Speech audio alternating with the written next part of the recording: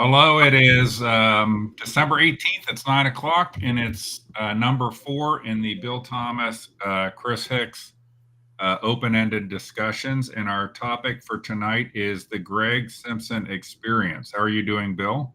Good. How are you? I'm doing as good as I can.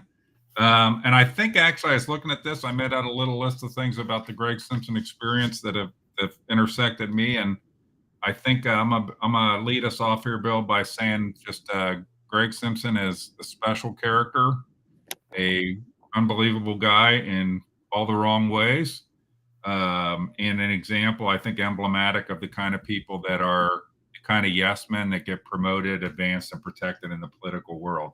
All that being said, when I look at the actual things to talk about, it may not be. This may be one of our shorter discussions. We'll see where it goes. But I have down like 5 examples relating to Greg. So, Bill, you want to just hit on, maybe kick off with whatever you want to say as we get into the Greg Simpson experience, and then I'm going to describe a little bit. Well, let me do this before we do this. Anybody who would watch this or is watching this, Greg Simpson is a member of the Clermont County Republican Central Committee. He was the chairman of the committee for the 2018 to 2022 term. He's the current version of him is David Painter. He is a member of the State Horse Racing Commission appointed by Governor DeWine, which is fascinating that you want Mr. Simpson to be around gambling, money, and potential crookedness that might be with such things as gambling and horse racing. He is the state central committee man for the Republicans for our district. Just so everybody knows, there's the central committee in the county, there's state central committee, and they get elected by district. They coincide with the Senate district, and there is always one male and one female. Gloria Martin is our female, and Greg Simpson is our male.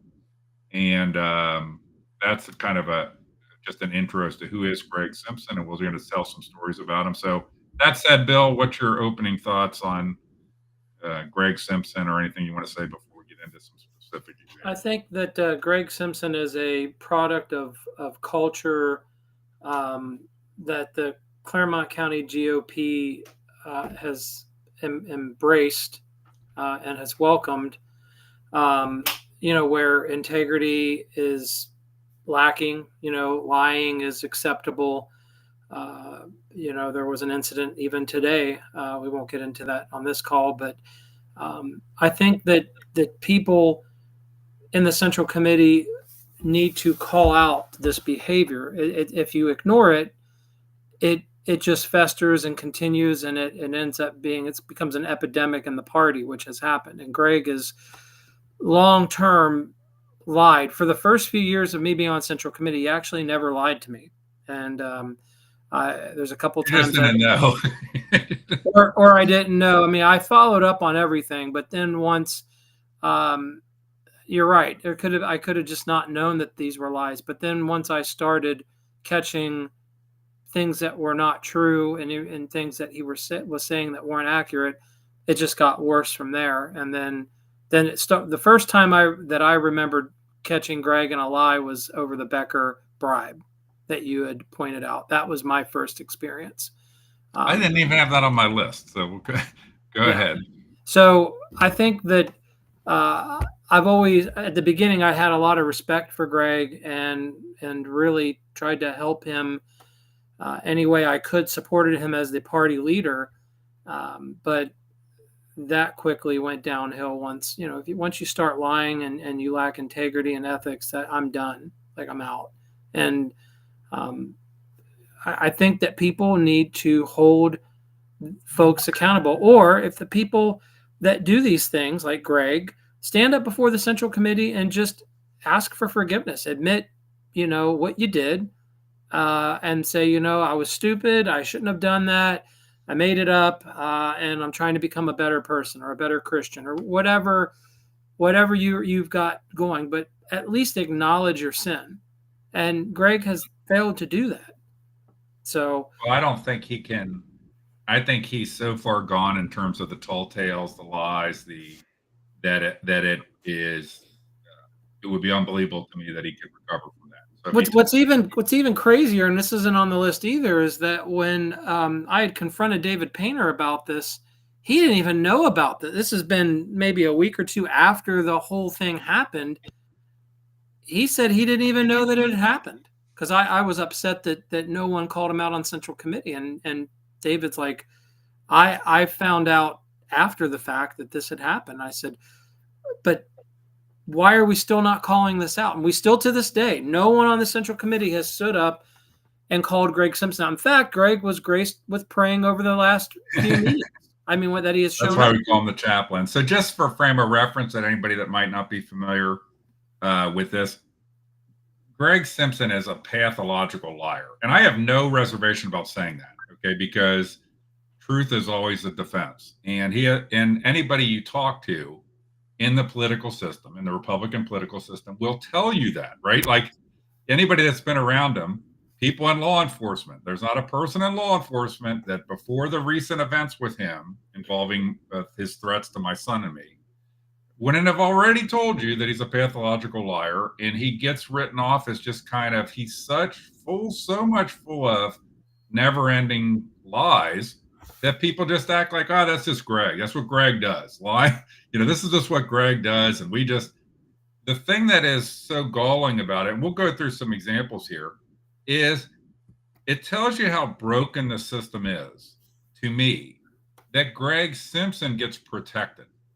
That Greg Simpson can do things that are blatantly illegal, and he gets protected. Because why would you protect Greg Simpson when he's a completely unreliable, pathological guy? So one of the things that Mark Ticalvi told me when we were still on good terms, because funny enough, I had passed Mark's number off to a committee member this week that was going through some traumatic stuff.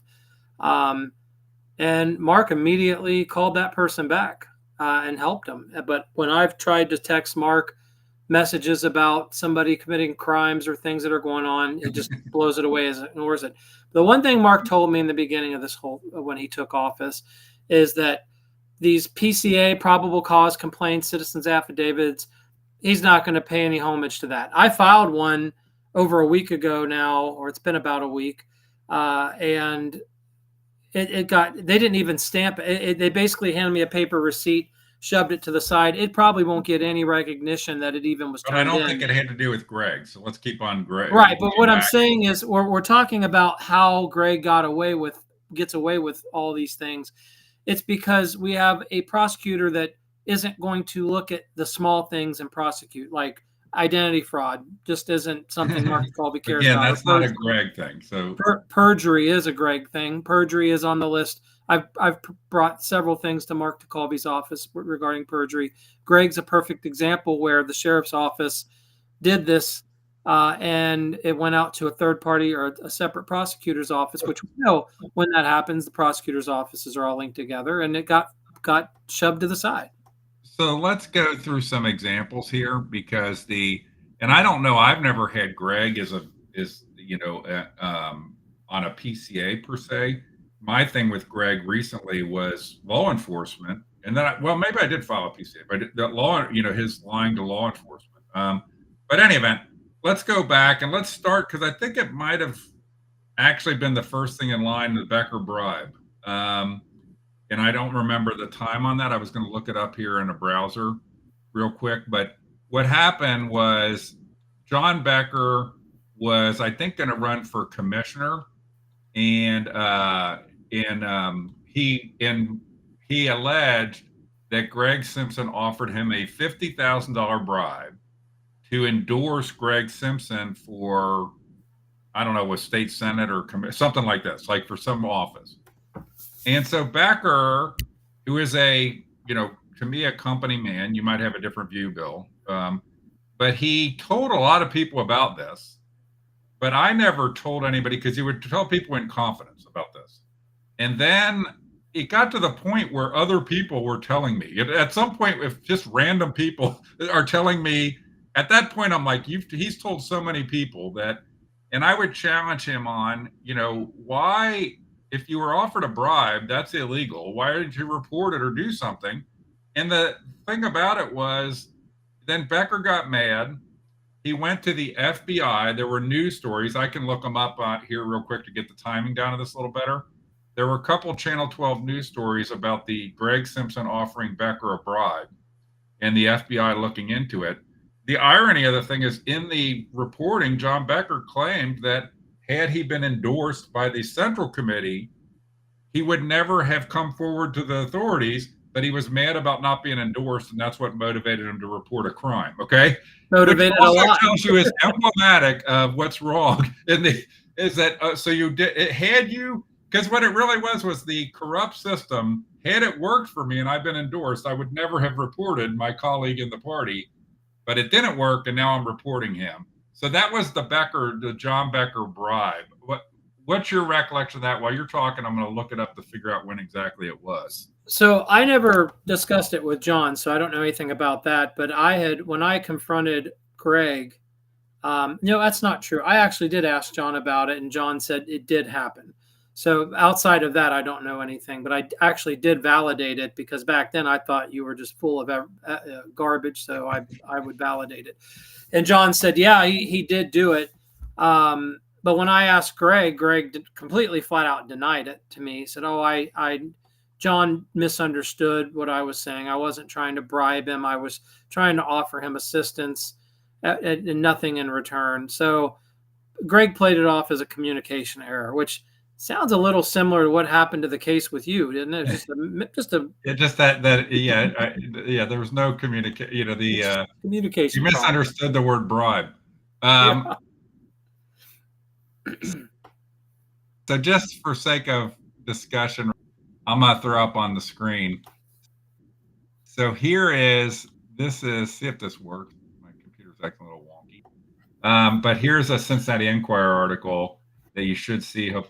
That should come up here. There we go. As Clermont, Ohio Republican lawmaker says he was offered a $50K bribe by Clermont GOP official. That's in the Enquirer. How it's being investigated. I made a comment on this in this article. I went to the state racing commission and brought this up. It was in the Senate race. So it was in 2020. Here is a local 12 story about it.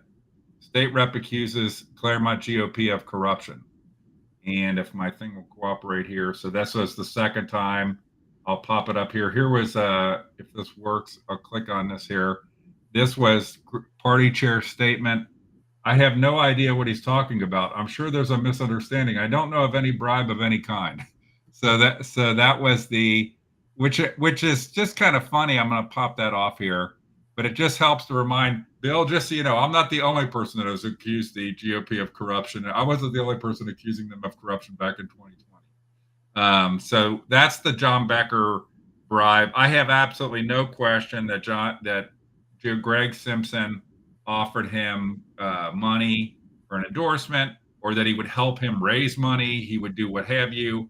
And that the other thing I would say is that anybody that would believe Greg Simpson that he would actually come through with the money would have to have their head examined, because I don't think that's one of the things that happened with Greg is the stuff he does is so ridiculous that nobody assumes he could actually do it anyway, if you follow what I'm saying. So they give him kind of a pass because he's like the goofy uncle that just makes shit up and says crazy shit all the time. So that's story number one. You got anything else you want to say about the Becker bribe situation? No, I was very early in my serving, and I didn't get too involved in that, so I don't have a lot on that one. By the way, one of the responses to that was what was called the hush clause. I don't know if you remember that or were around. Is there was a move to have a hush clause because of me and that, I think. I'll look for this here. Oh, you know what? I do remember that now. So this is how crazy it is. And I actually put this up here because I remember that was brought crazy. This was actually before the bribe story broke. So this was in 2019, not early 2020. This. Yeah. And let's see if this works here. This was a total. I remember behind the scenes, we talked about this with the leadership, and So I was this on. is, Yeah. so I threw this up on the screen here. So this is Clermont County GOP considered so-called hush clause. So I got wind of this. It was after David Ubel, by the way. Here, I'll pop these pictures up. County commissioner, Love that mugshot, gets man. convicted Love that mugshot. petition forgery, basically. Oh my gosh. So then the idea was, because I had been involved with that, kind of like Jesse Kramer, kind of like a lot of things. And the reaction was that what we should do is put a clause in place that any member this was the first concept of suspension, because the concept was that a clause in the Constitution that any member would have their voting privileges suspended had they been involved with reporting criminal activity of any other member. Yeah. So, or involved in being a witness or anything. You didn't even have to report it. The obvious thing that kind of blew this up, other than it was asininely stupid and just says we're corrupt as hell, was also that the sheriff was on the committee at the time. so I would say the sheriff, it's like if you believe in conspiracy theories, it'd be like the ultimate Masonic lodge. Like nobody can report anybody, and even the sheriff can't be involved in any criminal prosecution or the prosecutor at the time. All right, so that was the Becker bribe. The next thing I have down on my list is, I sent you an email with my list in it, Bill. Was during the course of the Lewis Carter lawsuit, the Lewis Carter lawsuit was about the appointment of Jeremy Evans to replace Pat Monger when Pat Monger was removed from office. That's another mugshot of being removed from office for improper compensation. Every now and then, Greg Simpson would summon me to come talk to him. He'd tell me or I would, this particular time is my recollection. It happened multiple times. This is the only time I actually did it. I think I called Dennis Cooper in the headquarters, who's on the committee. And Greg was there, and he grabbed the phone out of his hand, apparently, and told me, you come in here. I want to talk to you. I want to meet with you. And I would always tell Greg, why don't we meet at RJ's? I would go to RJ's at the time. And then Greg would tell me he wouldn't meet at RJ's because he didn't go to bars. So think about this, Bill. So he won't meet at RJ's because Greg Simpson won't go to bars, okay? This one time when that was going on October 6, 2020, he summoned me to come to the headquarters, and I went. And as you know, Bill, I have actually never recorded, unless I'm zoning, I have never recorded a one-on-one conversation with you, Bill, ever, or with some group conversation. I've recorded meetings and stuff. I record meetings sometimes, but I've never, it's highly exaggerated how much I record conversations with people. However, I would make sure, be clear, I told everybody a long time, Greg, I think I told Greg, if I ever had a one-on-one conversation with Greg and there was any way that I could record it, I absolutely would, because the guy lies about what you said. After, he'll then claim that you said these things when you talk to him. They're totally ridiculous and just make them up, and you can't trust them. So I recorded this conversation on October 6, 2020. He, to this day, even when I've shared the recording with him, makes all these representations that I was pleading with him on this and I was doing this, which are totally ridiculous. And he makes wild defamatory accusations about me all the time, that I hung out with the Democrats, I was across the street all the time, I was involved in a plot with them, and it was all ridiculous. And he does it. And even when there's evidence, and we'll get to this in other things, and this is what my main point with this, contrary to what he says, he'll still go with the lie, and we saw that later with my son and me. So that was the second thing that I had with him. Is there anything, before I go on to the next one, is there anything experience you've had with him that I didn't have on my list that you wanted to hit on, Bill? Or so the one thing that I want to touch on, when I had Friends of Liberty, multiple times Greg would come up and he would tell me how he's got access to extra money as a state central committee member and sitting on certain boards. So when we talk about the fact that did a bribe actually happen, yeah, I mean, Greg has, I wouldn't say the word bribe, tried to bribe me, but he tried to persuade me, I could donate a lot. I could bring a lot of money into Friends of Liberty. It to me, it's just, I don't operate that way. I mean, Friends of Liberty ran on a very, very slim budget. I think the most we've ever had in the bank was $2,400. We just didn't, I would not cross the lines of ethics. I didn't care if we had to move to a church and do our meetings for free. We had to leave the Holiday Inn because it just started getting too expensive and we didn't have the budget for it. But, when Simpson came up, we were still at the Holiday Inn and he said, I could start getting you money, but do this, do that, no, I'm not selling the organization out for donations. I'd rather burn the organization and fold it before I do that. But that is just the mentality. And I think Greg is just, like I said, it's a culture that has developed in some of the Republican politics that needs to change. That's part of the Republican politics that needs reformation. The Democrats nail us all the time on unethical things that we do. Unfortunately, they're right a lot of the times. It's a very miniaturized version of the Larry Householder bribe model. Get with me perfect. and I can get you all kind of money, and you just sit back and enjoy it, and it'll be all fine.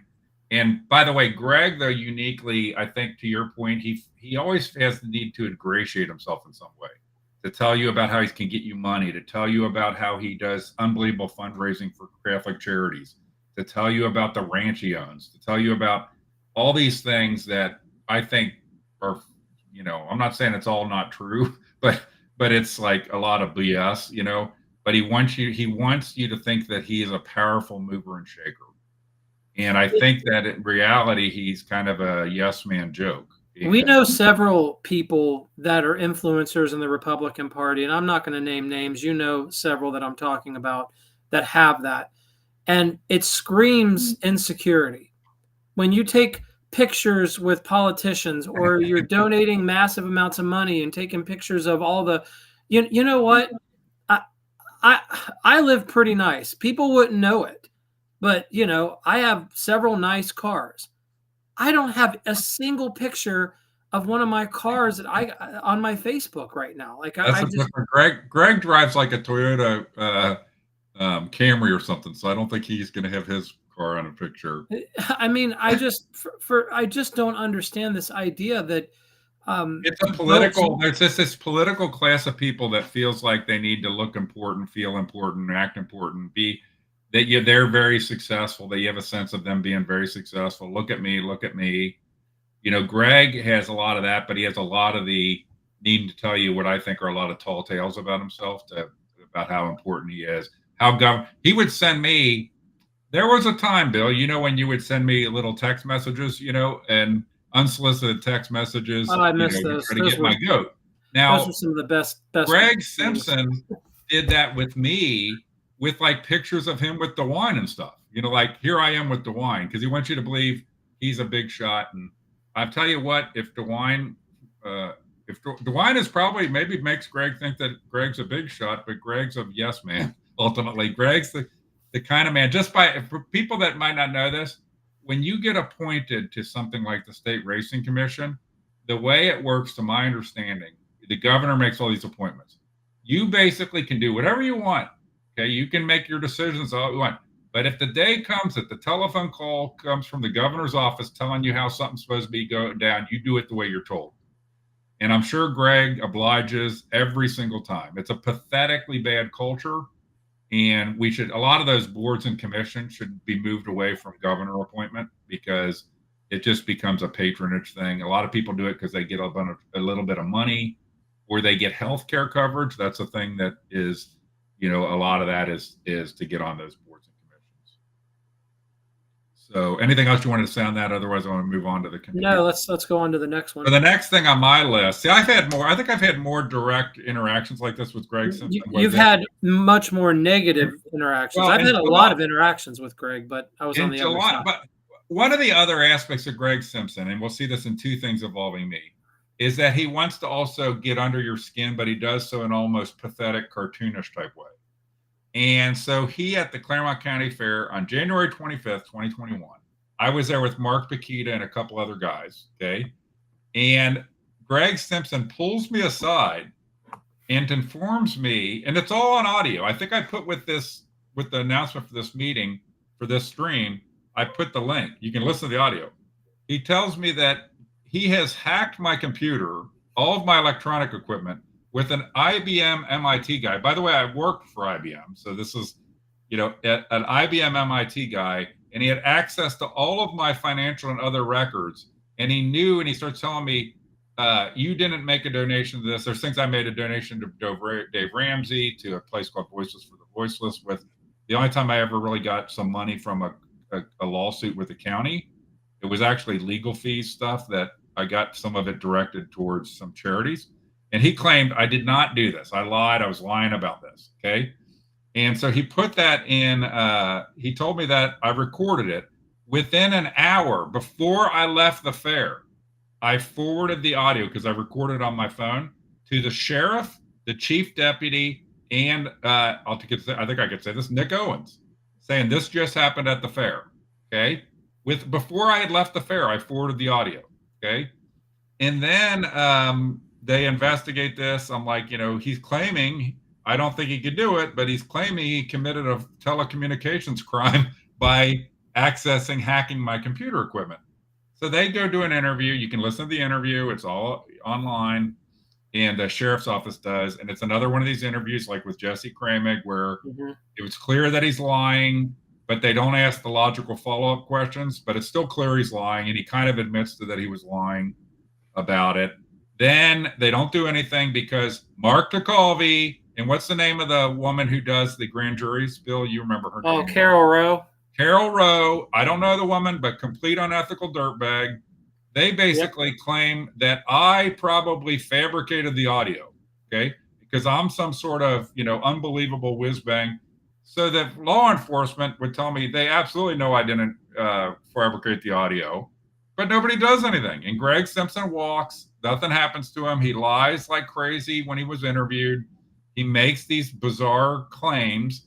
And you would know this, Bill, that there are people in the Clermont County Republican Central Committee that are literally dumb enough that if Greg Simpson told them, this is what Chris Hicks did, and you can trust me because I've hacked his computer equipment, and I'm telling you what I got directly off his computer equipment, there's people so dumb they would believe that. You know what I'm saying, Bill? He did, And this MIT, I said to Greg, I think I did in the audio, it's like, Greg, I worked at IBM and I wouldn't know an IBM guy that could do what you're describing. So it's just crazy shit. But everybody, it's goofy Greg, and we just let him go. And that was the first instance of DeCalvi protecting him. So that was the thing. And I had affidavits, it doesn't matter what evidence you have. I had affidavits that Mark Bakita and other people didn't hear all the conversation, but they could have affidavits that they were there. Greg Simpson approached me. Greg Simpson pulled me aside, the timetable of it, when I came back, what I told him immediately when I came back from this conversation, but none of that mattered. I probably faked an audio somehow within like 30 minutes from my whatever. I got like one of those Mission Impossible labs in my car. That was my second experience with him. And the third experience that I had was the most recent, and this is the most fun. And Bill, you might have things to say about this one because you have more experience with it. Is his threat to that there was some sort of goon boss that were going to beat up my son and me. That's my favorite. That one so it was, and I got to give props that Andy Capel, who was the current executive for Union Township and on the Central Committee. What Greg Simpson was doing, he told, actually it turned out to be 3 people that you might reasonably believe that if you told these people this story about how I was going to get beat up and my son was going to get beat up, that they would tell me, if you follow what I'm saying. So right. He told Nick Owens the story, he told Andy Capel the story, and he told Dylan Blevins the story. Dylan Blevins never even told me because he thought it was just typical Greg, nut job Greg, and he never even told me. And then later I found out, he's like, hey, he gave me that same tale too. I just never told you. And so then he gets interviewed again. Simpson gets interviewed about this. He not only lies, he constantly changes his story during the interview.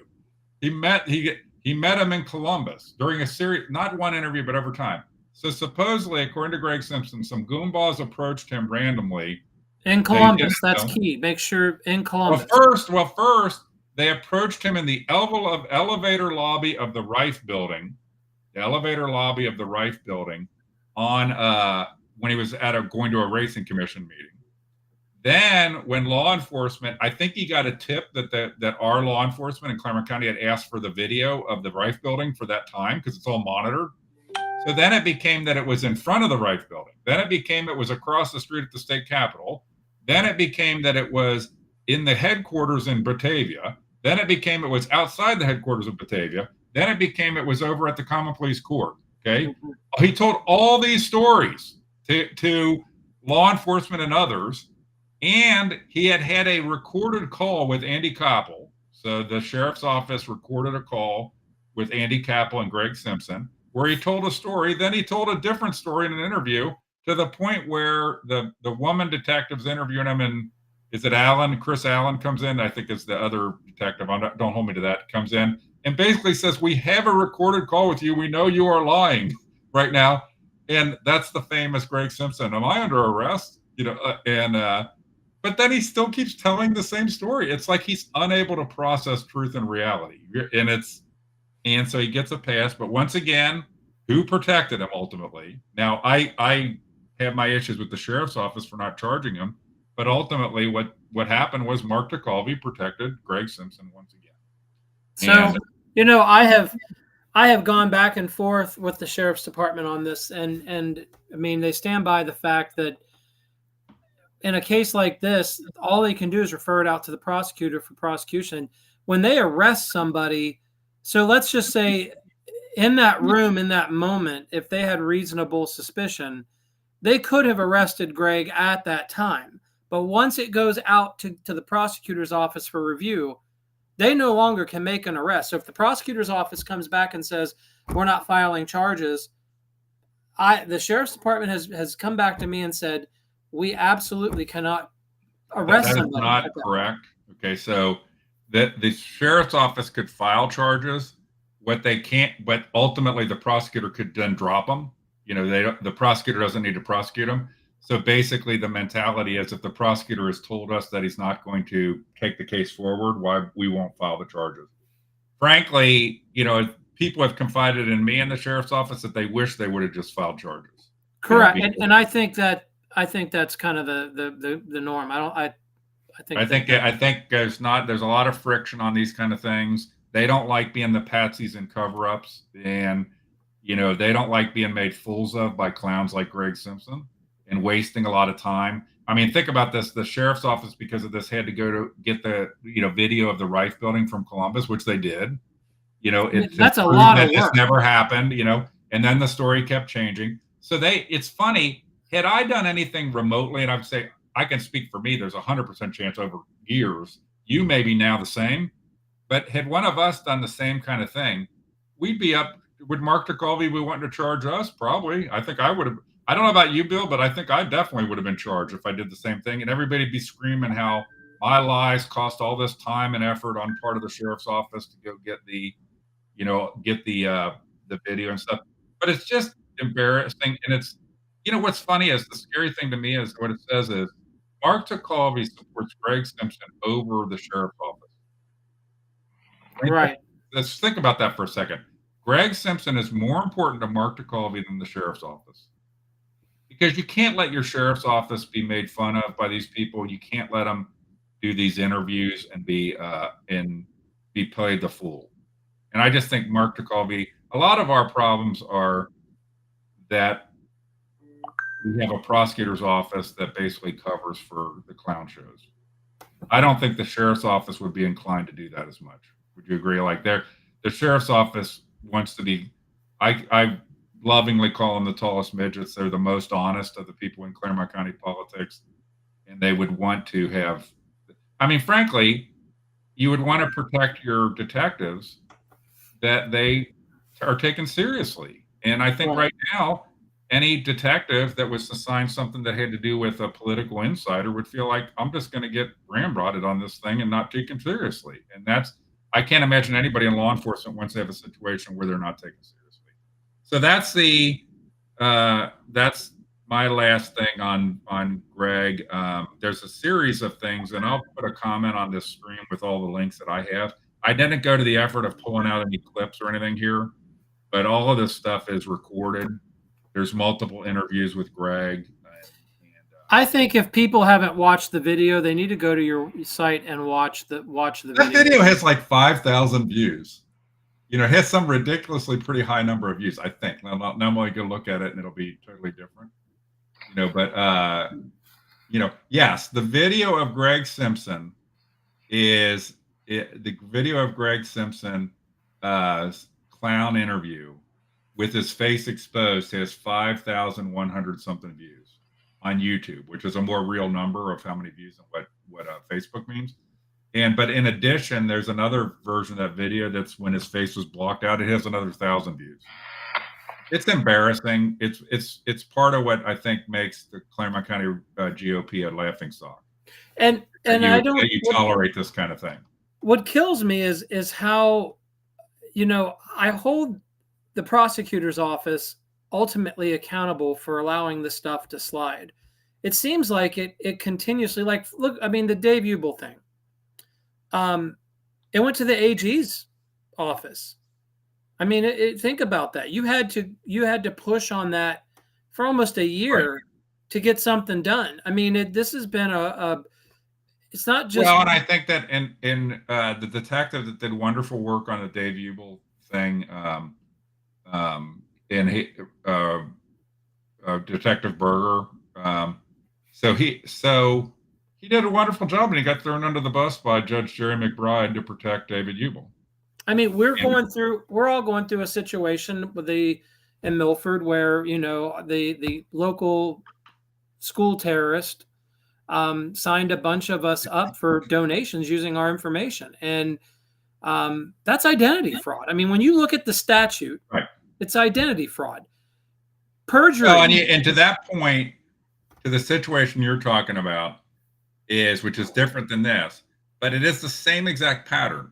You get people doing things that are illegal, not just uncomfortable or, you know, things that are illegal. You do nothing, and then they get more bold. That's what criminals do, and that's what how many times to my son, and that's what the guy that you're dealing with is doing. When he knows he's held accountable, he can do more and more all the time. How many times I've walked away so pissed at you over 6 years. Never once, not one time, have I ever used any of your information to create a profile, to create something, or to have you sent some sort of mail, or like, I've never crossed that line. And I mean, I've been pretty upset at you. I mean, about as mad as you can get, and I still never crossed that line. And the fact that Colby just allows this to continue, and now we have more victims, and this is what happens. Right. It's not this mentality that Greg Simpson just getting away with it. It's like the strangulation case in Union Township. And I know we're going on a little bit of a tangent, but I think it all ties together how Greg Simpson got off. He got off because we have a weak prosecutor. Bottom line, prosecutors down in Florida drinking and playing golf half the time, and that's not a joke. That's a real thing. That's a truth. People in this county know that. I know it, but other people know it. I'm not the only one that knows that information.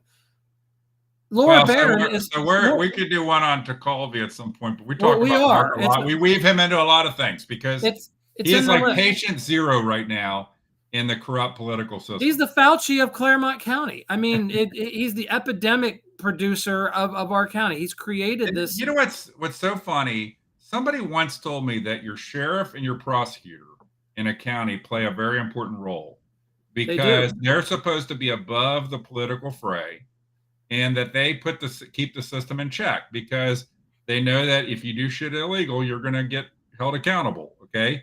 And we don't have that today. We do not have that, and that responsibility for that is on the prosecutor's office. Is that there's no, and it puts the sheriff's office in a terrible position. It's not a team where it's not asking Greg Simpson or anybody else to do, you know, it's not crossing lines. Okay. Greg Simpson can say bad shit about me all he wants. I got no problem. Have a good time. You know what I'm saying? But when you cross a line and you're making threats or you're trying to basically menace, or what we call menacing me, make me have fear that I'm going to get my ass kicked or that if I don't do something different, that is crossing a line. When you claim you've hacked my computer to try to get me, be able to make representations about me, that's crossing a line. Just like what you're saying, if you and I be at odds in the past, if I did stuff, go put sugar in your gas tank, go do this, those are crossing a line. That's a criminal activity. And the problem right now is that there's certain people that they can do that criminal activity and get away with it because the prosecutor's never going to do anything. In the sheriff's office, any of the detectives in the sheriff's office got to know nobody's got our back. If we go do something on this kind of stuff, nobody's got our back. And they saw Detective Berger get thrown under the bus by a judge. And people might not know what I'm talking about, but this is the David Ubel case where Judge Jerry McBride ruled that there was a venue issue, that the case was brought in the wrong venue, when the key transaction in the case took place in the Home Depot parking lot in Clermont County. Apart from 12 other reasons it was the right venue. But it's like, okay, so if you're the detective, one thing I appreciate, and I've said this before about in Butler County, I think that Moser is the prosecutor there is thumbs down, company man. And I think that, but I do point out that Sheriff Jones would not tolerate his people getting thrown under the bus left and right. Don't you think Sheriff Jones, if the system there, the judges in Butler County were throwing Sheriff Jones's deputies under the bus, don't you think Sheriff Jones would be on WCPO TV raising holy hell about, and I think part of that, we lack that in our system, but ultimately I don't want to take away that the reason why you can have Greg Simpson doing things that are illegal, lying to the worst thing is constantly lying to in interviews with the sheriff's office, is because they know they're never going to be held accountable. And the reason they're never going to be held accountable is Mark DeGaulle. I wonder, I've had people come up and ask me, and I've wondered, how do we change what's going on? I mean, yeah, we can Mark just got reelected. How do you change it? And the answer is, when we're kind of in uncharted waters, but with me filing, an affidavit, we have police reports from multiple citizens at multiple agencies, not just the sheriff's department, but also Miami Township. At this point, an identity fraud case does fall under the AG. And my goal is to hopefully, when going through Yoast, which I have never crossed that line to, use my relationship with Yoast to go after anyone. But I think at this point, it's time to step up. I think the fact that our prosecutor's office, now this is the second time identity fraud has been committed, the attorney general needs to get involved. And then I start asking the questions, okay, this has been let go now twice as a county prosecutor. What can be done about the county prosecutor? And just to be something. And just to be clear, I don't know about where certain cases go or when the AG is involved, but we're talking about a pattern. The thing Bill's talking about is a separate issue going on with a guy that's doing not Greg Simpson is not the one doing the identity fraud that we know of.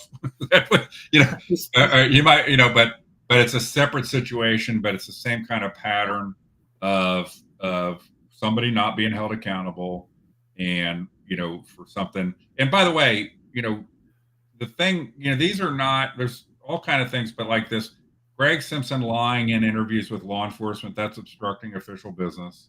It is. Somebody lying in court when they've been sworn in, that's perjury. Those are prosecutable offenses in and of themselves. And sometimes they're kind of like sometimes the Al Capone offenses too, is, they get them on the tax evasion, right? So, I personally thought, I appreciate that Andy Capel came to me on the Simpson thing, but the point is, to me, is what's he going to do next?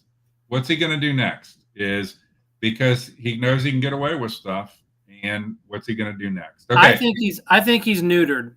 I think Simpson's been neutered. I think just going through that experience of almost thinking he was getting arrested. I mean, I've heard that he has really shut down. That's why he doesn't come to meetings. He stays disengaged. He's ready to quit.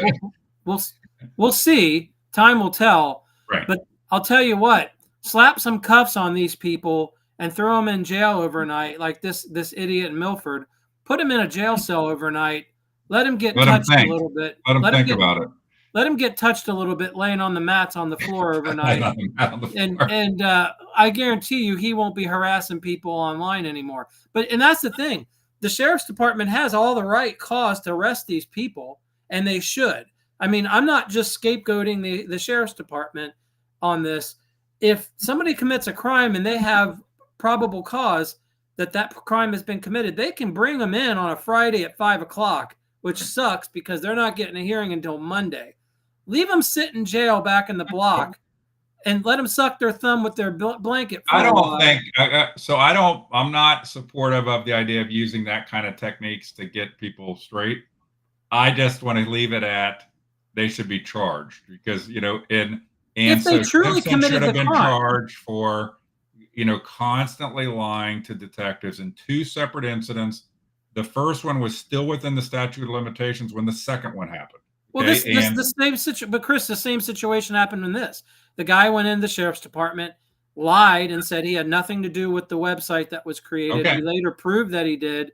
And so he not only committed identity fraud, he perjured himself in the police department, and nothing. No right. arrest, nothing. The sheriff's department at that moment could have arrested him as well.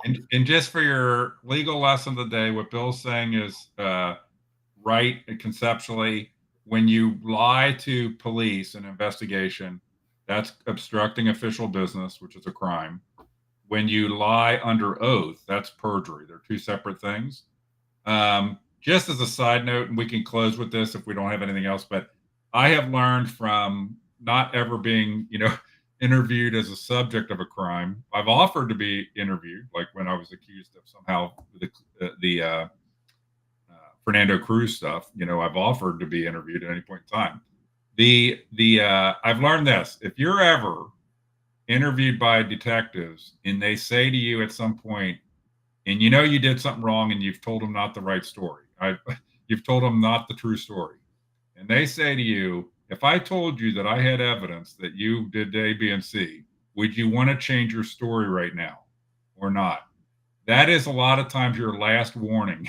And that they have evidence, okay, and they're going to give you one last chance to clean up your story before you're going to get drilled, okay? Because then if you say, no, I'm sticking with my story, that's when they're going to say, okay, here's the evidence. And so I've learned that not from TV shows, but from just seeing how some of this stuff worked, because that was what happened with Ubel and so forth. He was given a chance to correct his story and so forth in that mix. Okay, so we've beaten Greg Simpson to death. Hey, the last thing I want to close with, Bill, is you and Louisa did a good job at monitoring the Illuminati of the Clermont County Republican Central Committee and GOP. And what was the number of signs that Greg Simpson, the State Central Committee Chair, the former head of the Clermont County Republican Party, how many political signs did he have in his front yard in his house that's not part of a homeowners association? 0. No Trump signs, no Moreno signs, no David Taylor signs, no nothing. And I went to the day of went all the way up to the day of the election. And he was getting razzed every day on not every day, but you guys razzed him, because it just tells you also these people stand up in meetings and talk about how we all need to be for the team. And then what you and Louisa exposed was that a lot of the leaders of the team, they don't themselves do the behaviors that they're expecting the members to do.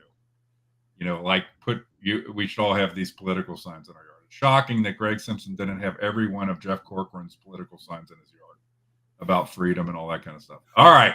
Anything else you want to hit on, Bill? Nope, we're good. Everybody have a wonderful Christmas. I don't think we're going to do one of these next week. We're not doing it. Yes, we're going to do. Bill and I will let you know. This is a joke. We'll let you know if we're doing one on Christmas Day at 9 p.m. But you don't have to maybe block a timeout, on your calendar. We're not doing one next week, I don't think. And then we'll get back. Then it's New Year's Day. After that, we'll figure it out. And then we're kind of getting to the end of our original list. And then we're going to go into the next ones. And I think there's some good ones that we need to come up with our next list. So over the holidays, we're probably not going to do it the next 2 weeks. If you agree, Bill. And then we're going to get And then Bill, you and I will look at the list again and come up with the next ones that we want to do. The next one in theory is my impeachments in Union Township. And we can do that one's fine. Or we talked about that kind of in one of the other ones that we did on my suspension.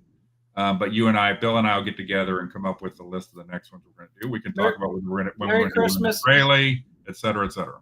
Merry Christmas, Ed. Hope you and your family have a wonderful Christmas. All right. I'm going to call it to a close. Thanks everybody for attending. And another one in the books and a permanent record that people can go listen to. Thank you, Bill. Have a good rest of the evening, everybody. You too.